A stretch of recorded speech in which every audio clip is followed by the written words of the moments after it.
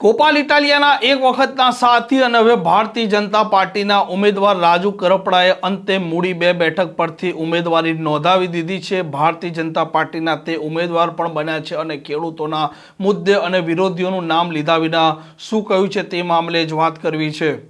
વૈષ્ણવજન તો તેને કહીએ જે પીડ પરાઈ જાનાને રે।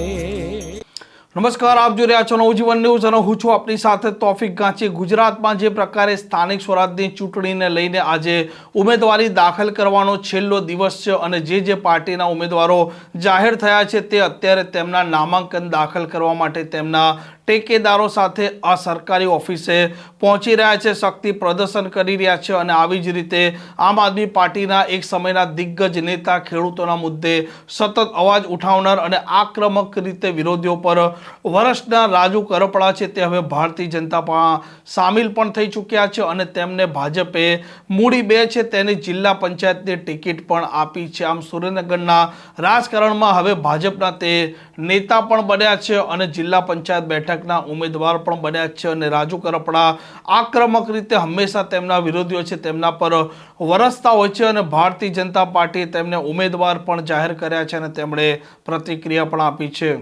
ભારતીય જનતા પાર્ટીના શીર્ષ નેતૃત્વનો હૃદયથી આભાર માનીએ છીએ।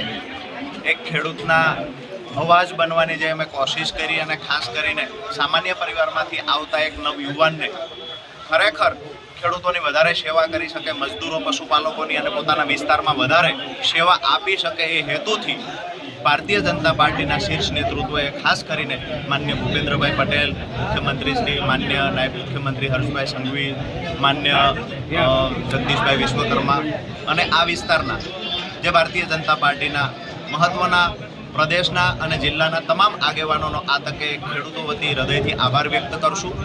મૂળી તાલુકાની મૂળી 2 જિલ્લા પંચાયત સીટ પરથી જે પાર્ટીએ મારા પર ભરોસો મૂક્યો છે તો આવનાર દિવસોની અંદર ખરેખર ખેડૂતો પોતે આ ચૂંટણી લડતા હોય એવો માહોલ આજે જોવા મળ્યો છે।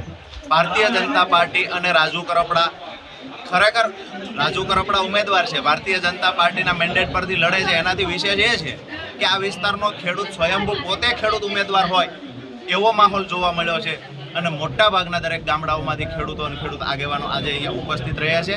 ખાસ કરીને આવનાર સમયમાં જ્યારે પરિણામ મળશે ત્યારે ખેડૂતોની તાકાત જોવા મળશે।